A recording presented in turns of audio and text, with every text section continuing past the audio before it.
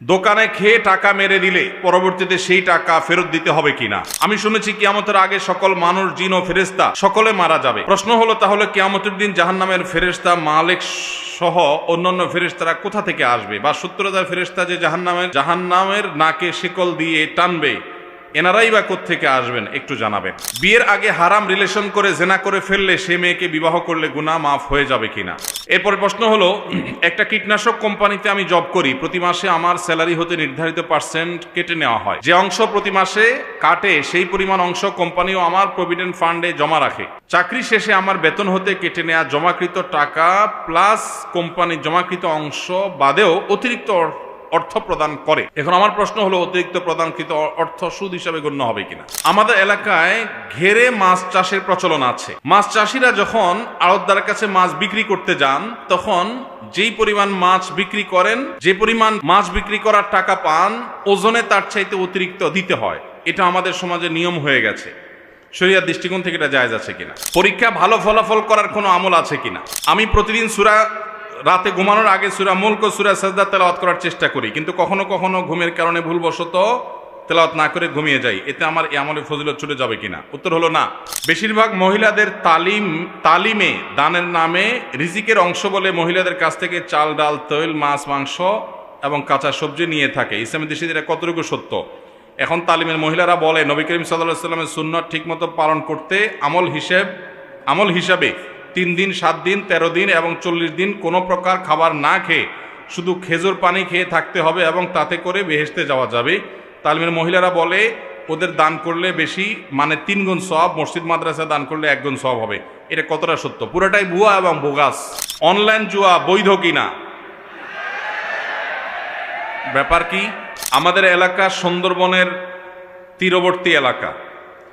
এখানে প্রায় সময় বাঘ এসে মানুষকে ধরে নিয়ে যায়। কোনো ব্যক্তিকে বাঘে ধরে নিয়ে গেলে তার স্ত্রীকে বাঘ বিধবা বলা হয়। সমাজে তাকে অপয়া মনে করা হয়, ভিন্ন চোখে দেখা হয়। এ বিষয়ে কিছু বলবেন? কখনো তাদেরকে দূরে ঠেলে দিবেন না, তাদেরকে দূর দূর করবেন না, চেষ্টা করবেন তো ইনশাআল্লাহ।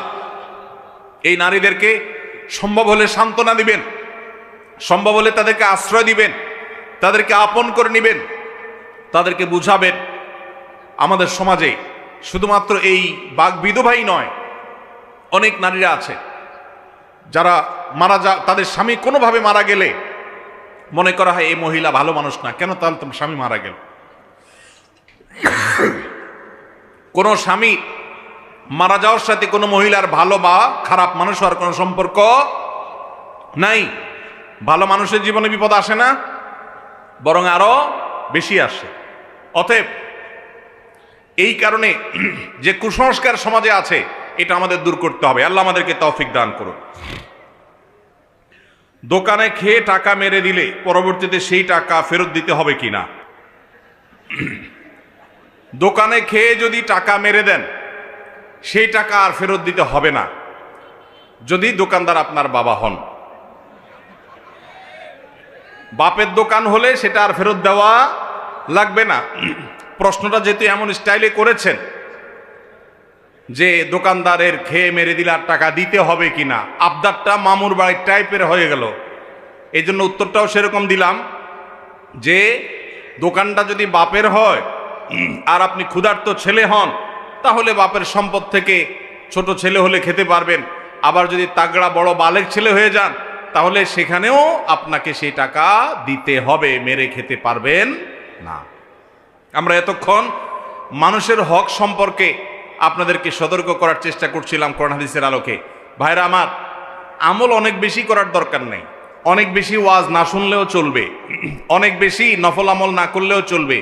মানুষের হক মারবেন না কোনোদিন, জান্নাত একেবারে পথ সুগম দেখতে পাবেন। অতএব যদি কারোর দোকান থেকে কোনো কিছু খেয়ে টাকা না দিয়েছেন, ছোটবেলায়, ছেলেবেলায়, যৌবনকালে, পাগলামির বয়সে করে ফেলেছেন, অভাবের দায়ে হোক, স্বভাবের কারণে হোক, আল্লাহ যখনই আপনাকে সম্বিত ফিরিয়ে দিবেন, সেন্স যখন আসবে, চেতনা যখন জাগ্রত হবে, সাথে সাথে যত টাকা মেরেছেন ওই টাকাটা দোকানদারকে ফেরত দিয়ে আসবেন।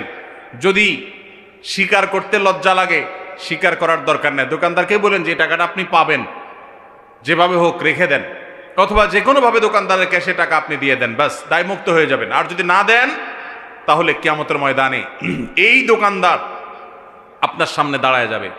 বহুত হজ করছেন, উমরা করছেন, ওয়াজ শুনছেন, তাসবিহ তেলাওয়াত করছেন, মোছে তাও দিয়া যখন জান্নাতে যাওয়ার জন্য রেডি হবেন, সামনে এসে দাঁড়াবে এই দোকানদার।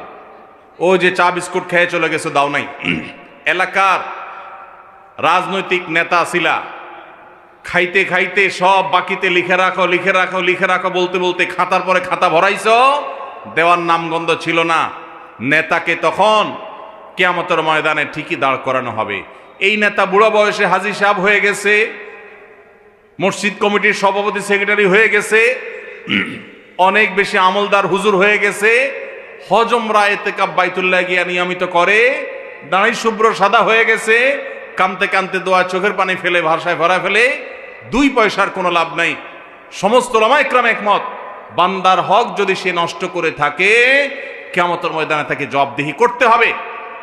যদি আল্লাহ তাআলা কারোর প্রতি রহম করেন এবং তাকে জান্নাত দিবেন আল্লাহ সিদ্ধান্ত দেন, তখন আল্লাহ তাআলা পাওনাদারকে কোনোভাবে খুশি করবেন, এক্সেপশনাল কেস, কিন্তু আল্লাহর কাছে পাওনার হিসাব দিতে হবে। এই জন্য ভাইরা, কোনোদিন কারোর দোকান থেকে মেরে খেয়ে চলে আসবেন, বাকি খেয়ে আর যাবেন না। মনে রাখবেন, দুনিয়াতে সে হয়তো আপনাকে আর ধরতে পারবেন, আল্লাহ তাআলার পাকড়াও, আল্লাহর ধরা থেকে বাঁচার কোনো উপায় নাই। এই জন্য ভাইরা, মানুষের অধিকারের ব্যাপারে আমাদেরকে সচেতন থাকতে হবে। আল্লাহ আমাদেরকে তৌফিক দান করুন। আমি শুনেছি কিয়ামতের আগে সকল মানুষ, জিন ও ফেরেশতা সকলে মারা যাবে। প্রশ্ন হলো, তাহলে কিয়ামতের দিন জাহান্নামের ফেরেশতা মালিক সহ অন্যান্য ফেরেশতারা কোথা থেকে আসবে? বা 70,000 ফেরেশতা যে জাহান্নামের নাকে শিকল দিয়ে টানবে, এনারাই বা কোত্থেকে আসবেন একটু জানাবেন। ভাই, কিয়ামতের আগে আপনারা জানেন, ইসরাফিল যখন সিংহা ফুৎকার দিবেন, সবাই শেষ হয়ে যাবে। মানুষ তো মানুষ, ফেরেশতারাও শেষ হয়ে যাবে, মালাকুল মউতও শেষ হয়ে যাবে। আপনারা এই হাদিস শুনেছেন।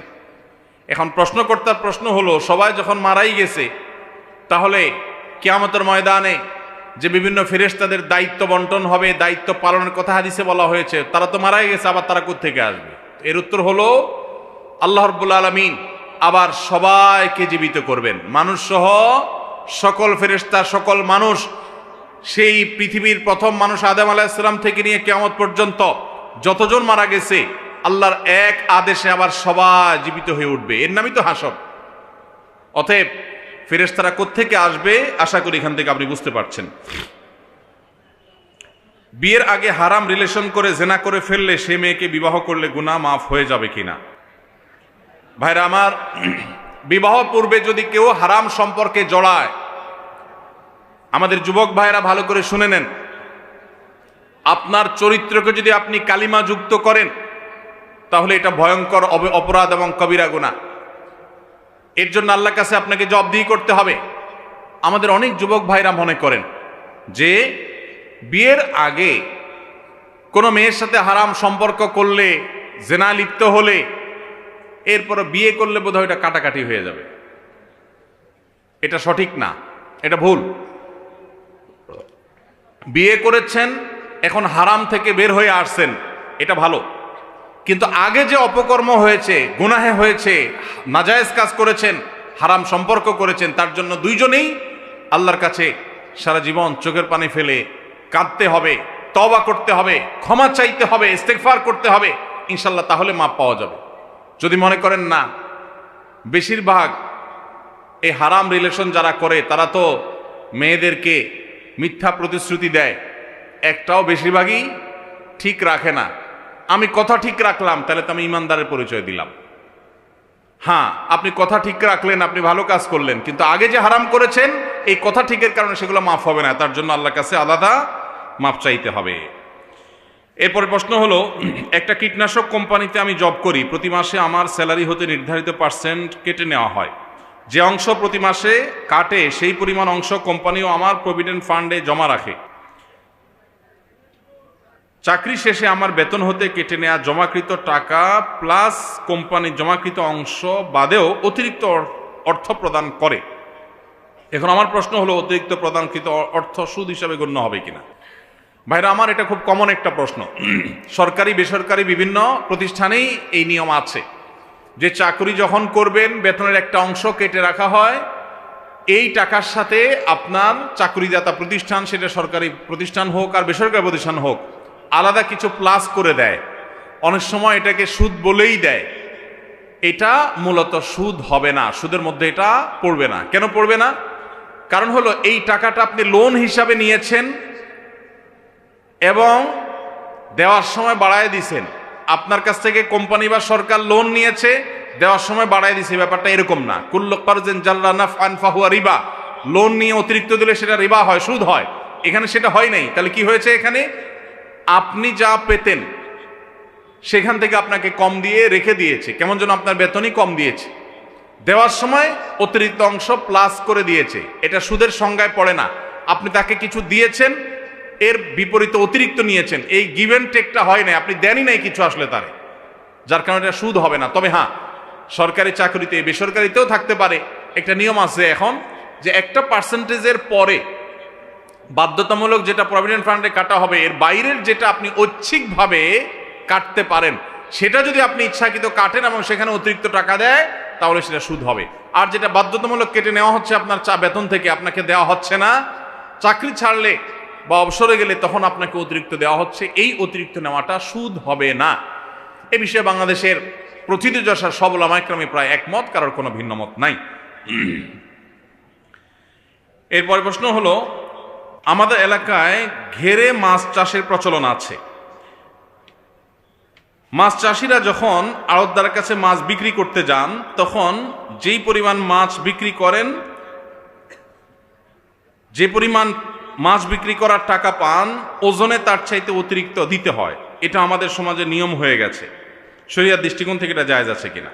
ভাইরা আমার, এটা আমি আজকে খেতে বসেও শুনেছি যে এই প্রচলন নাকি আপনাদের এলাকায় আছে, যে আড়তে যখন একজন কৃষক, একজন চাষি মাছ চাষ করেছেন, তিনি যখন মাছ বিক্রি করতে গেছেন, তখন 1 কেজি মাছ বিক্রি করতে গেলে 1 কেজি 200 গ্রাম বা 1 কেজি 150 গ্রাম অতিরিক্ত মাছ নাকি দেওয়া লাগে। এই নিয়ম কি আছে আসলে? কত? 100 গ্রাম অতিরিক্ত দিতে হয়। পরিপূর্ণভাবে না জায়েজ। আড়তদার ভাইয়েরা কান খাড়া করে শুনে রাখেন, এই টাকা আপনাদের জন্য হালাল হবে না। এই টাকা আপনাদের জন্য হালাল হবে না। কেন হালাল হবে না? কারণ নবী করিম সাল্লাল্লাহু আলাইহি সাল্লাম বলেছেন, সহিহ মুসলিমের হাদিস, ফাবিমা তাখুযু মালা আখিক। তুমি তোমার মুসলিম ভাইয়ের কাছ থেকে যদি কোনো কিছু নাও, কিসের বিনিময়ে নিলা, সেই বিনিময়টা তোমাকে ক্লিয়ার করতে হবে। আপনি 1 কেজি মাছের টাকা দিয়েছেন, 1 কেজি মাছ নিয়েছেন, এখানে বিনিময় ক্লিয়ার, যে টাকা দিয়েছেন 200 টাকার মাছ নিয়েছেন। এই যে অতিরিক্ত কিছু নিয়ে নিলেন, আপনি কোষ করে কিছু নিয়ে আইলেন, এক্সট্রা কিছু হাত দিয়ে তুলে নিলেন, অথবা 100 গ্রাম ফিক্স করে অতিরিক্ত নিলেন। 5 কেজি মাছ বিক্রি করেছেন চাষি, সেখান থেকে 500 গ্রাম আপনাকে অতিরিক্ত দিতে হয়েছে। এই যে মাছটা নিলেন, এটার মূল্য তো আপনি পরিশোধ করেন নাই, তাহলে ফাবিমা তাখুযু মালা আখিকা প্রশ্নের জবাব আপনি দিতে পারছেন না, বিধায় এটা পরিষ্কার হারাম। এখন এই আড়তদার যদি মাহফিলে টাকা দিয়ে দেয় লাখ লাখ টাকা, তারপরে ওটা হালাল হবে না। এই আড়তদার যদি মসজিদ মাদ্রাসায় হাজার হাজার টাকা দেয়, তবুও সেটা হালাল হবে না। এই আড়তদার যদি হজ ওমরা করে, তবুও এটা হালাল হবে না। এই আড়তদার যদি ইসলামের জন্য অনেক টাকা পয়সা দেয়, তারপরও তার এই টাকা হালাল হবে না। আড়তদার ভাইদেরকে বলছি, আল্লাহকে ভয় করুন, সেই দিনকে ভয় করুন যেদিন আপনার এই 500 গ্রাম মাছের জবাব দিতে হবে, বিনিময় দিতে হবে। কষ্ট করে যে আমল করবেন, সে আমলের সওয়াব ওই চাষিকে, মাছ বিক্রেতাকে দিয়ে তারপরে আপনাকে সামনে অগ্রসর হইতে হবে। নবীজি সাল্লাল্লাহু আলাইহি সাল্লাম বলেছেন, আতাদরুনা মানিল মুফলিস, তোমরা কি জানো সবচেয়ে বড় ভিখারি কে? সাহাবায়ে কেরাম বলেছেন, আল মুফলিসু ফিনা মাল্লা দিনার আলাহু ওয়ালা দিরহামা। হে আল্লাহর রাসূল, আমাদের মধ্যে সবচেয়ে বড় ভিখারি হলো সে যার টাকা পয়সা নাই। নবীজি বলছেন, না, সেই ভিখারির কথা বলি নাই। সবচেয়ে বড় ভিখারি সে যে দুনিয়াতে হজ ওমরা করেছে, নেকামল করেছে, কোরআন তেলাওয়াত করেছে, দান সাদেকা করেছে, তাসবিহ তাহলিল করেছে, নফল রোজা রাখছে, নফল নামাজ পড়ছে, ওয়াজ মাহফিলে গেছে, ওয়াজ মাহফিল শুনছে, মাহফিলে টাকা দিছে, মাদ্রাসায় টাকা দিছে, অনেক ভালো ভালো কাজ করছে, টুপি লাগাইছে, দাড়ি লাগাইছে, জুব্বা লাগাইছে, সবই ঠিক ছিল, কিন্তু সে মানুষের হক মেরেছে। নবীজি বলেছেন কিয়ামতের ময়দানে তার এই সমস্ত আমল নিয়ে সে যখন জান্নাতে যাওয়ার জন্য প্রস্তুত হবে, তখন তার সামনে তার ওই পাওনাদার মাছওয়ালা এসে বলবে, ভাই তোমার কাছে প্রতিদিন 5 কেজি 10 কেজি করে মাছ বিক্রি করতে গেছি, 10 কেজির টাকা পরিশোধ করছো, মোট করে অতিরিক্ত মাছ যে নিছো বা কেজিতে 100 গ্রাম করে যে অতিরিক্ত তুমি নিয়েছো, সেইটার বিনিময় তো আমি দুনিয়াতে পাই নাই, দুনিয়াতে নেওয়ার সিস্টেমও ছিল না, জুলুমের সিস্টেম, কৃষক এবং ভোক্তার মাঝে মধ্যস্বত্বভোগীরা ধ্বংস করে দিয়েছে সমাজকে, এবং অধিক মুনাফাখোরীরা তারাই হারাম কামাই করেছে। সেদিন ওই নেকামল নিয়ে যাওয়ার পরও আপনার সওয়াব তাকে দিয়ে তারপর আপনাকে জাহান্নামে যেতে হবে। ওই যে নেকামল করেছেন এগুলো সওয়াব দিয়ে দিতে হবে। নবী সাল্লাল্লাহু আলাইহি সাল্লাম বলেছেন, এই ব্যক্তি হলো আসল ভিখারি, এই ব্যক্তি হলো আসল হতভাগা, কপাল পোড়া। আল্লাহ তাআলা আমাদের সবাইকে সেই হতভাগ্য থেকে বেঁচে থাকার তৌফিক দান করুন। সাতক্ষীরা জেলার আড়তদার ভাইয়েরা যারা আমাদের মাছ চাষী ভাইদের কাছ থেকে মাছ কিনে থাকেন, আমি আপনাদেরকে করজোড় করে আল্লাহর জন্য আপনাদের ভাই হিসাবে অনুরোধ করি, আল্লাহর জন্য এই হারামকে বর্জন করুন। এটা বর্জন করার জন্য বুকে সাহস দরকার হয়। ওই মাছ বিক্রেতা মাছ চাষী ভাইয়ের 100 গ্রাম মাছ না নিলে আপনি মরে যাবেন না, আপনি মরে যাবেন না, কিন্তু এই 100 গ্রাম মাছের কারণে আপনার উপার্জনটা হারাম হচ্ছে। অনেক ব্যবসায়ী ভাইরা জানেন না। আমরা তাদেরকে আল্লাহর ভয়, আল্লাহর সতর্ক, এটার মাধ্যমে তাদেরকে সংশোধন হওয়ার আহ্বান করছি। ঠিক একই কাজ রাজশাহী এলাকার দিকে হয়। আমের সময়, আম বিক্রি করার সময় 10 কেজি আম বিক্রি করা হলো, 20 কেজি আম হলো, 1 মণ আম বিক্রি করা হলো, যারা কিনছে তারা অতিরিক্ত নেয়। যদি বলেন যে এখানে রিস্ক ম্যানেজমেন্টের ব্যাপার আছে বা রিস্ক মিনিমাইজের ব্যাপার আছে, যে আমি অতিরিক্ত নিলাম কেন, কিছু মাছ নষ্ট হবে, কিছু আম নষ্ট হবে, তো ওইটার দায় আমার, ওইটা বিক্রেতার না। বিক্রেতা আমার কাছে বিক্রি করে ফেলেছে, তার দায় শেষ। এরপর এটা যদি নষ্ট হয়, পচে গলে, তার দায় ক্রেতা হিসাবে আমার, ওইটা বিক্রেতার না। আপনি যে 100 গ্রাম অতিরিক্ত নিচ্ছেন, ঢাকায় যখন মাছ বিক্রি করেন তখন কি ক্রেতাকে 100 গ্রাম বাড়ায় দেন? তাহলে 100 গ্রাম কই যায়? নিজের পকেটে। ঠিক না বে ঠিক? হারাম এটা বোঝার জন্য পণ্ডিত হওয়ার দরকার নাই, কমন সেন্স হলেই যথেষ্ট। এখন কোন আড়তদার ভাই বলবেন, সব আড়তদারই তো এই কাম করে, আমি একলা এটা করলে কি টিকবো? আপনি একা করেন। কেউ যদি শত্রুতা করে আল্লাহর জন্য, সেই শত্রুতা সহ্য করেন, তাদেরকে বুঝান যে ভাই আমি হারাম খাইতে পারি না। আল্লাহ আমাদের ভাইদেরকে হেদায়েত দান করুন। পরীক্ষা ভালো ফলাফল করার কোনো আমল আছে কিনা, এই প্রশ্ন ফাঁকিবাজ ছাত্রদের। ভালো ছাত্র কখনো এই প্রশ্ন দেয় না সচরাচর। ফাঁকিবাজ ছাত্রের প্রশ্ন কিভাবে বুঝলাম? কারণ আপনি দেখবেন আমাদের সমাজে পোলাপান যেগুলো সারাদিন আড্ডাবাজি করে বেড়ায়, মোবাইল টিপাটিপি করে বেড়ায়, পড়ালেখার সময় পড়ালেখা করে না, সারা বছর ক্লাসের খোঁজ খবর নাই, এরা পরীক্ষার আগে কলম নিয়ে বলে হুজুর এটা পড়ে দেন। অনেক জায়গায় যায় তারা পরীক্ষা ভালোর জন্য। দেখেন, পরীক্ষা ভালো হওয়ার আমল হলো বেশি বেশি পড়ালেখা করা। পরীক্ষা ভালো হওয়ার আমল কি ভাই? বেশি বেশি পড়ালেখা করা। আপনি বেশি বেশি পড়ালেখা করবেন, পরীক্ষা আল্লাহ তাআলা ভালো করবেন। হ্যাঁ, এর পাশাপাশি আপনি আল্লাহর কাছে দোয়া করবেন, আল্লাহ আমার পরীক্ষা সহজ করে দেন, আল্লাহ আপনার পরীক্ষা প্রশ্নের উত্তর দেওয়ার তৌফিক দান করেন, আমার স্মৃতিশক্তি মেধাশক্তি বাড়ায় দেন। আপনি আল্লাহর কাছে দোয়া করবেন, দান সাদাকা করতে পারেন। এর বাইরে আলাদা কোনো আমল আমার জানা নাই যে স্পেসিফিক কোনো আমল এটা করলে পরীক্ষা আপনার অটোমেটিক সহজ হবে। আপনি সারা বছর ফাঁকি ঝুঁকি দেন, ক্লাস না করেন, 2 নম্বরই করেন, আড্ডাবাজি করেন, ঘোরাঘুরি করেন, আর ওই দোয়া পড়বেন আর পরীক্ষার হলে যাবেন, পটাপট সব লেখা হয়ে যাবে, এরকম দোয়া আমার জানা নাই ভাই। অতএব পরীক্ষার হলে ভালো লেখার জন্য ভালো পরিশ্রম করতে হবে, পাশাপাশি আল্লাহর কাছে দোয়া করতে হবে, আল্লাহ তাআলা সহজ করবেন ইনশাআল্লাহ। আমি প্রতিদিন সূরা রাতে ঘুমানোর আগে সূরা মুলক ও সূরা সাজদা তেলাওয়াত করার চেষ্টা করি, কিন্তু কখনো কখনো ঘুমের কারণে ভুলবশত তেলাওয়াত না করে ঘুমিয়ে যাই, এতে আমার এই আমলে ফজিলত ছুটে যাবে কিনা? উত্তর হলো না।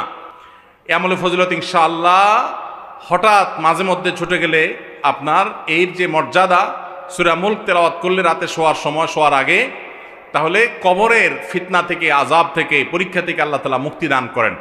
মাঝে মধ্যে ছুটে গেলে ইনশাআল্লাহ এই ফজিলত আপনার মিস হবে না। নফল আমল বরং মাঝে মধ্যে ছুটতে পারে, ছুটা উচিত, ছুটার কথা। ফরজ আমল এটা কখনো ছুটতে পারে না, বিধায় নফল আমল মাঝে মধ্যে ছুটাটা বরং স্বাভাবিক, এটার জন্য অরিড হওয়ার কোনো কারণ নাই।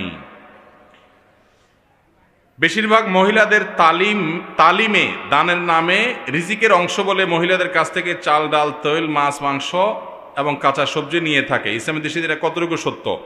এখন তালিমের মহিলারা বলে নবী করিম সাল্লাল্লাহু আলাইহি ওয়াসাল্লামের সুন্নাত ঠিকমতো পালন করতে আমল হিসাবে 3 দিন, 7 দিন, 13 দিন এবং 40 দিন কোনো প্রকার খাবার না খেয়ে শুধু খেজুর পানি খেয়ে থাকতে হবে এবং তাতে করে বেহেশতে যাওয়া যাবে। তালিমের মহিলারা বলে ওদের দান করলে বেশি, মানে 3 গুণ সওয়াব, মসজিদ মাদ্রাসা দান করলে 1 গুণ সওয়াব হবে। এটা কতটা সত্য? পুরোটাই ভুয়া এবং বোগাস। আমাদের দেশে মেয়েদের তালিমের নামে অনেক ফিতনা চলতেছে।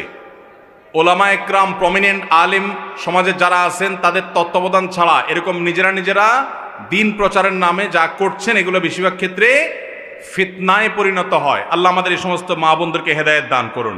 তারা এই সমস্ত ভুলভাল কথা বলে তাদের ঠিকানা জাহান্নাম করছেন। কারণ নবীজি বলেছেন, মান কাযাবা আলাইয়া মুতাআম্মিদান ফালিয়াতাবাওয়া মাকআদাহু মিনান নার। যে ব্যক্তি মিথ্যা হাদিস আমার নামে বলবে, আমি যেটা বলি না এটা বলবে, সেজন্য তার জাহান্নামে তার ঠিকানা জেনে রাখে, তার জাহান্নামের টিকেটের রিজার্ভেশন যেন সে করে নিল।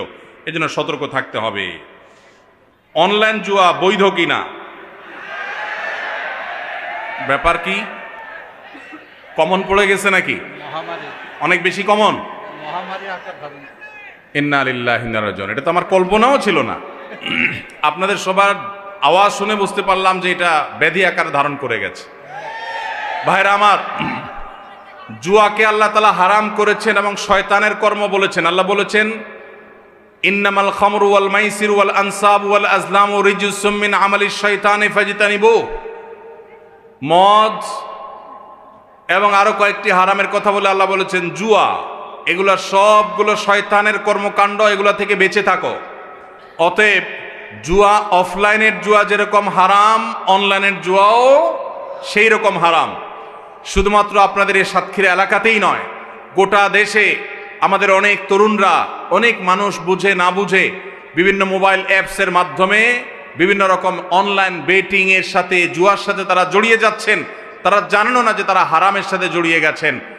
এই হারাম তাদের শুধুমাত্র জাহান্নামকেই ত্বরান্বিত করবেন না, দুনিয়াতে তাদের অশান্তি অনেকটাই অবধারিত এবং নিশ্চিত। জুয়া এবং এই জাতীয় হারাম বেটিং এগুলোর মাধ্যমে হারাম কাজ করে, হারাম উপার্জন করে সুখের সাগরে ভাসছে, অনেক সুখী আসছে, সুখী আছে, এরকম মানুষ আপনি খুব একটা দেখাতে পারবেন না, মানুষই দেখাতে পারবেন না। টাকা পয়সা হতে পারে, কিন্তু সুখ আল্লাহ তাআলা কখনো হারামে রাখেন নাই। যারা এই হারাম উপায়ে উপার্জন করছেন, যারা অনলাইনে বা অফলাইনে যেভাবে হোক জুয়া খেলে, বেটিং এর মাধ্যমে যারা উপার্জন করছেন, তাদের প্রতিটি পয়সা হারাম। তাদের ইবাদত কবুল হবে না, দোয়া কবুল হবে না, এবং যেই দেহ যা হারাম দ্বারা গঠিত হয়েছে, নবীজি সাল্লাল্লাহু আলাইহি সাল্লাম বলেছেন যে সেই দেহ জাহান্নামের জন্য উপযুক্ত, সেটা জাহান্নামে যাবে। অতএব আমরা খাঁটি মুসলমান হওয়ার জন্য, পরিপূর্ণভাবে ইসলামে দাখিল হওয়ার জন্য 5টা শর্তের কথা বলেছিলাম। এর মধ্যে 5 নম্বর বলেছিলাম হালাল হারাম মেইনটেইন করা। অনেকে নামাজ কালাম পড়ে হালাল হারাম মেইনটেইন করে না। যারা অনলাইন জুয়ার সাথে আসক্ত আছেন, আল্লাহর জন্য এই হারামকে আজকেই ত্যাগ করে দেন, মোবাইল থেকে আনইনস্টল করে দেন এবং হারাম থেকে সরে আসেন। পরিশ্রম করেন, কষ্ট করেন, এরপরে কষ্ট করে উপার্জন করেন। নবীজি সাল্লাল্লাহু আলাইহি সাল্লাম বলেছেন, আফদালুল কাসবে কাসবুল ইয়াদ। হাত দিয়ে মানুষ যে কামাই করে, পরিশ্রম দিয়ে করে মানুষ যে কামাই করে, এটা হলো সবচেয়ে উত্তম কামাই। অতএব এই হারাম ছাড়বেন তো ইনশাআল্লাহ? আল্লাহ আমাদের যুবক ভাইদেরকে, সব ভাইদেরকে হারাম ছাড়ার তৌফিক দান করুন। অনেক অ্যাপ বের হয়ে গেছে, সবগুলোর জন্য কমন উত্তর, এগুলো সবগুলো হারাম। পৃথিবীর কোনো আলেম এগুলোকে হালাল বলেন না। অতএব এই হারাম থেকে বেঁচে থাকেন, এই সমস্ত ধোকায় পা দিবেন না। বহু মানুষ বিভিন্ন রকমের ক্যাসিনো ব্যবসা করে সর্বশান্ত হয়ে গেছে। এগুলোতে প্রাথমিকভাবে মনে হয় অনেক লাভ করব, একটা সময় তাদের অবস্থা বড় খারাপ হয়, সর্বশান্ত হয়ে যায়। যদি দুনিয়াতে টাকা কামাইও করে, তার জাহান্নাম, এমনকি দুনিয়াতে তার অশান্তি অবধারিত, কারণ হারামে আরাম নাই। আল্লাহ আমাদেরকে বুঝার তৌফিক দান করুন। আল্লাহ নবী সাল্লাল্লাহু আলাইহি সাল্লামকে এবং সমস্ত নবী রাসূলকে আল্লাহ বলেছেন, ইয়া আইয়ুহার রাসূলু কুলু মিনাত তাইয়্যিবাতি ওয়া আমালু সালিহা, হে নবী রাসূলগণ হালাল ভক্ষণ করো এবং নেকামল করো। আল্লাহ আগে হালাল খাইতে বলছেন না আগে নেকামলের কথা বলছেন? হালালের কথা আগে বলেছেন। আমাদের সমাজে অনেক লোক আছে মনে করে 2 নম্বর পথে কামাই করে নেই, এরপরে হাজী সাহেব গাজী সাহেব হয়ে যাব। এটা কোনো সঠিক পথ না। আল্লাহ আমাদের সংশোধন হওয়ার তৌফিক দান করুন। সবাই হালাল উপার্জনে গুরুত্ব অনুধাবন করার চেষ্টা করবো তো ইনশাআল্লাহ। হালাল খাবেন, পরিমাণে অল্প হোক, আল্লাহ বরকত দিবেন। হারাম অনেক হবে, আল্লাহ বরকত উঠায় নিবেন। অশান্তিতে ভরে থাকবে, সবাই দেখবে সুখে আছেন, আসলে আপনার ত্রাসের মধ্যে আপনি বসবাস করছেন। আল্লাহ আমাদের সবাইকে হারামকে বর্জন করার মতো ঈমানি শক্তি দান করুন। চেষ্টা করবো তো ইনশাআল্লাহ। আমাদের রিজিকের মালিক কে? আমরা হারাম উপার্জন যদি ত্যাগ করি আমরা না খেয়ে মরে যাব না, আল্লাহই বাঁচাবেন। এই জন্য এই হারাম বেটিংগুলো, হারাম জুয়া, এই সমস্ত নাজায়েজ উপায় উপার্জন বন্ধ করবেন তো ইনশাআল্লাহ। যুবক ভাইদেরকে বুঝাবেন, নিজেরা সতর্ক থাকবেন। আল্লাহ আমাদের সবাইকে সতর্ক থাকার তৌফিক দান করুন। জাযাকুমুল্লাহু খায়রা ওয়া আখিরু দাওয়ানা আনিল হামদুলিল্লাহি রাব্বিল আলামিন। ওয়াসসালামু আলাইকুম ওয়া রাহমাতুল্লাহি ওয়া বারাকাতুহু।